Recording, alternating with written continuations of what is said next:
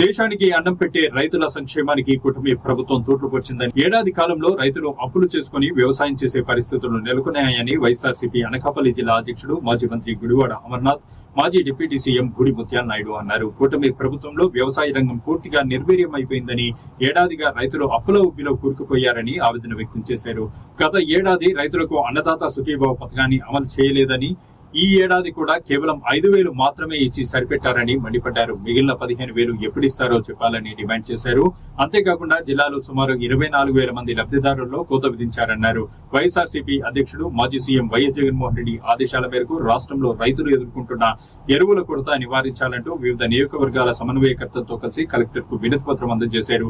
ఈ సందర్భంగా గుడివాడ అమర్నాథ్ మాట్లాడుతూ వైఎస్ఆర్సీపీ పాలనలో రైతు భరోసా కేంద్రాలను ఏర్పాటు చేసి ఖరీఫ్ సీజన్ కు సచివాలయంలో వ్యవసాయ కార్యదర్శి గ్రామంలో రైతులకు కావలసిన ఎరువులు, విత్తనాలతో పాటు రైతు భరోసా సకాలంలో రైతు బ్యాంకుల ద్వారా ఖాతాల్లో జమ చేయడం జరిగిందన్నారు. సీఎం చంద్రబాబు గతంలో రాష్ట్రంలో వ్యవసాయం అంటేనే దండగా అని రైతులను కించపరిచాడని గుర్తు చేశారు. ఈ కార్యక్రమంలో వివిధ నియోజకవర్గాల సమన్వయకర్తలు పెట్ల ఉమాశంకర్ గణేష్, అన్నంరెడ్డి అదీప్ రాజ్, కంబాల జోగులు, పార్టీ రాష్ట్ర కార్యదర్శి దంతులూరి దిలీప్ కుమార్, ఎంపీపీ గొర్లి సూరిబాబు, మండల పార్టీ అధ్యక్షులు మందపాటి జానకిరామరాజు, పెదిశెట్టి గోవింద్, జిల్లా పార్టీ నాయకులు, కార్యకర్తలు, అభిమానులు తదితరులు పాల్గొన్నారు.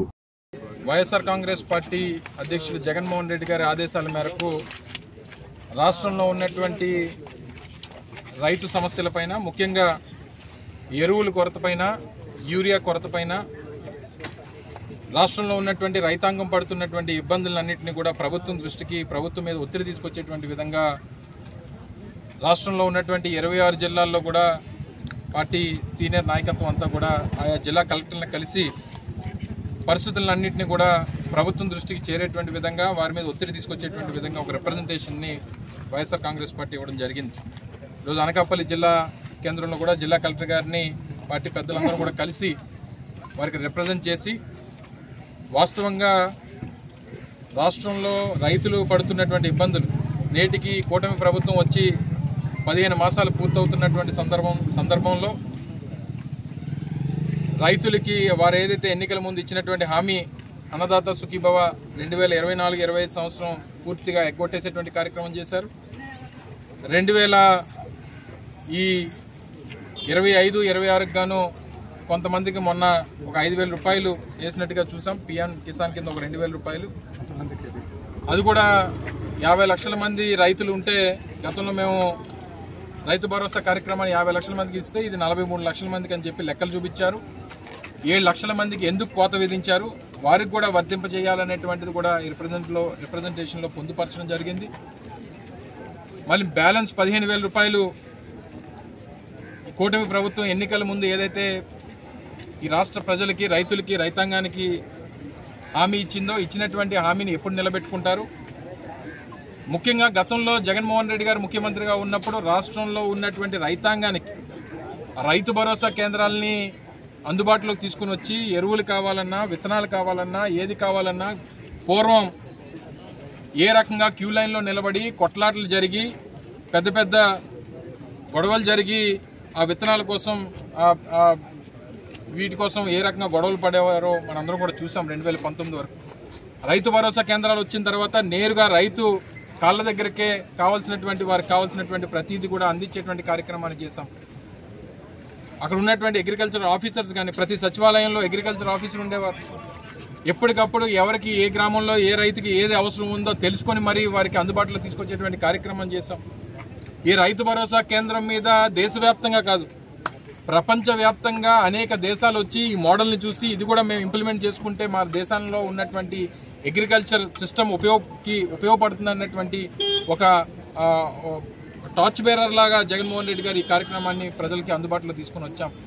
15,000 రైతు భరోసా కేంద్రాలు రాష్ట్రంలో రైతులకు అందుబాటులో తీసుకొచ్చేటువంటి కార్యక్రమాన్ని చేశాం.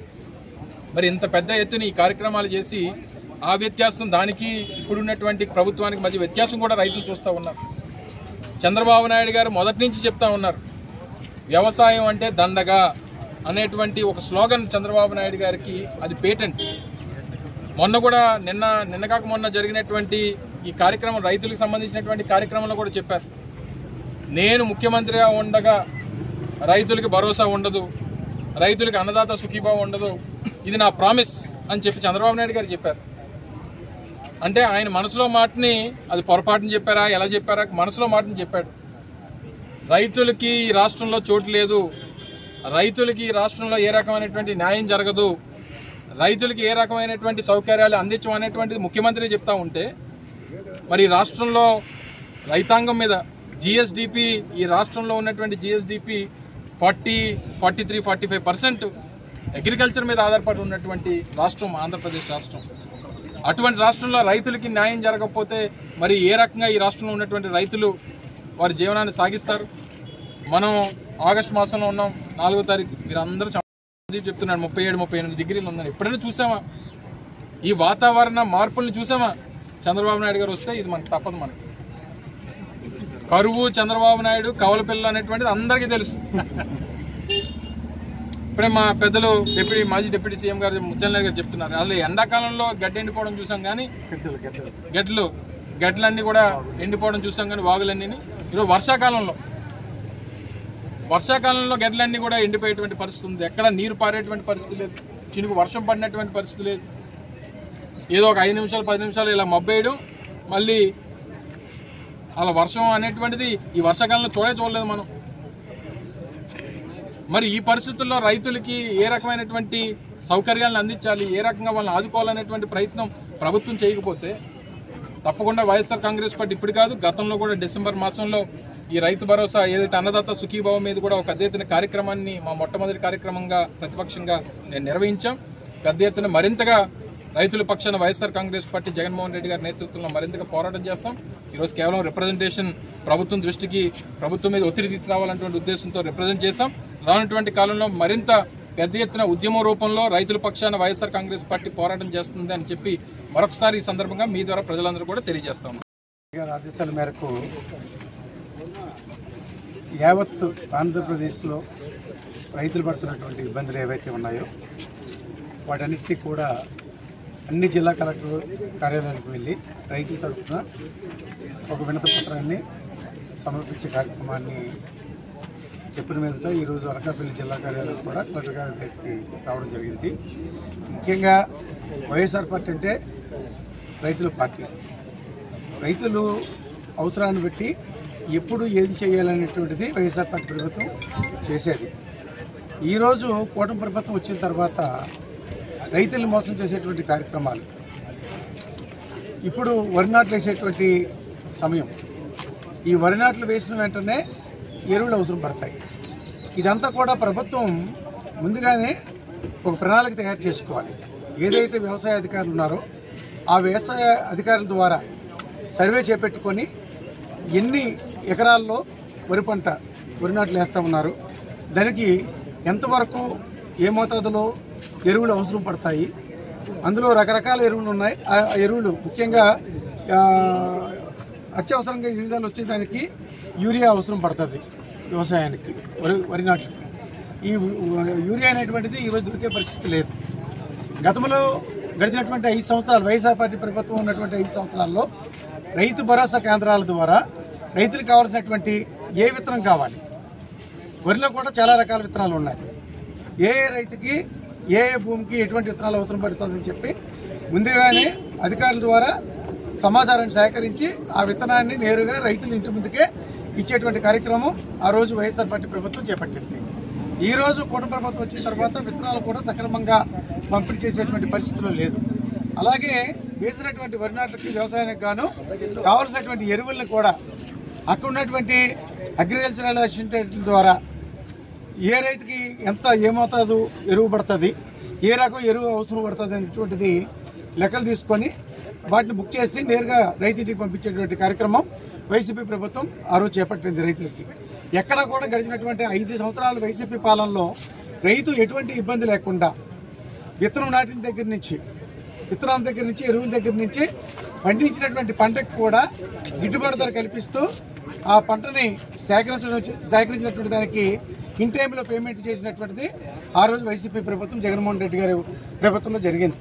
ఈ రోజు కూటమి ప్రభుత్వం వచ్చిన తర్వాత వీటికన్నిటికీ అనుగుణంగానే వాతావరణం కూడా ఈరోజు వర్షాలు పడక రైతు ఇబ్బందులు పడేటువంటి పరిస్థితుల్లో, కరువు కనిపించేటువంటి పరిస్థితుల్లో ఈరోజు ఆగస్టు నెలలో గడ్డల్లో, వాగుల్లో ఎక్కడ కూడా నీటి చుక్క కనిపించలేనటువంటి పరిస్థితి ఈరోజు దాపురిచ్చింది. ఇది రైతులందరూ కూడా నష్టపోయేటువంటి ప్రమాదం ఉంది.